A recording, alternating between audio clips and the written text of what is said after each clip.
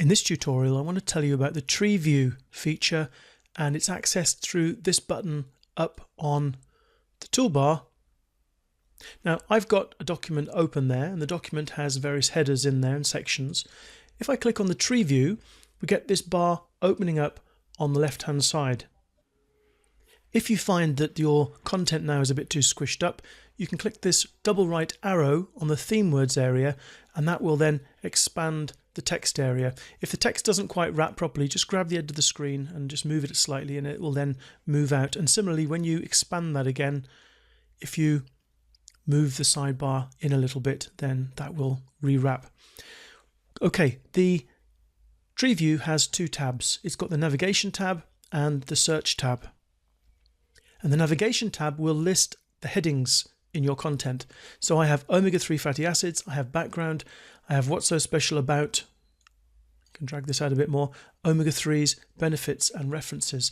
And I can jump to those sections of the article by clicking on the header in the left. And that's a quick way to get to sections if you want to edit, because you can click to the area, click into the box and start typing and editing. However, the main reason that I use this is in conjunction with the theme report. If I just bring up the theme report for this particular article, we haven't done theme reports yet, we'll look at the reports in the next section of the course, but I can see that there's a couple of keywords where I've got a reasonably high density. I'm getting a warning here, according to my options, of anything over 1%, and omega-3 appears 25 times, and omega 28 times. Okay, and there's a few more down there that might be a problem.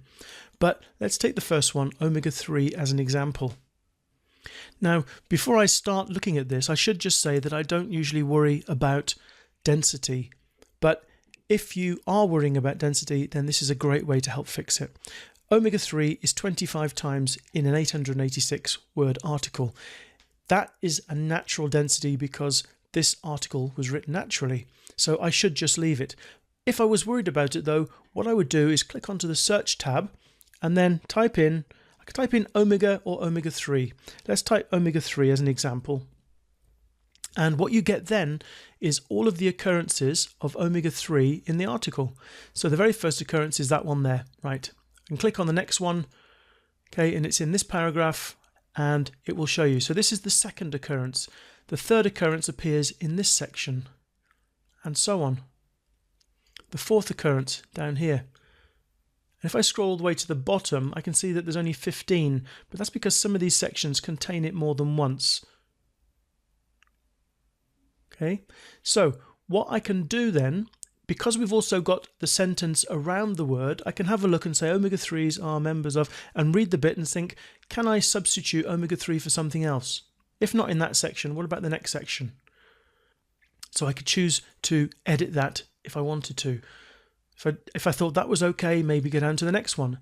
And the omega-3s is mentioned up here at the top. And I can see it's also mentioned here and here. Is there any case where I can get rid of a few omega-3s? Let's say I wanted to get rid of a couple, just to be on the safe side.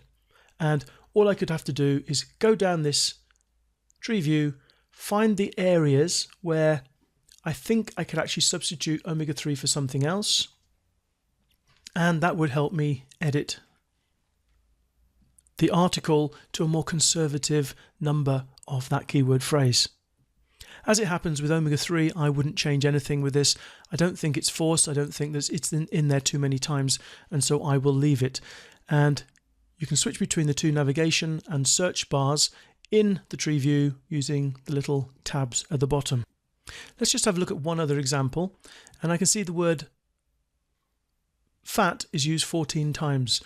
So again, what I would do is I'd go onto the search tab, type in fat, and then just go down, and I can see that fat there is part of fatty acids. It's not a problem. In this case, fat is part of fats and also fatty acids. So I can just scroll down here and I would have a look and say, okay, what about this one? The word fat is in here as well. But again, it's part of the word fatty. Let's have a look about fatty. You see how many times fatty appears, and I can just essentially search for any word and it will highlight the word and the surrounding text, so it gives me a chance here just to read this little bit of information and decide whether I could actually change something.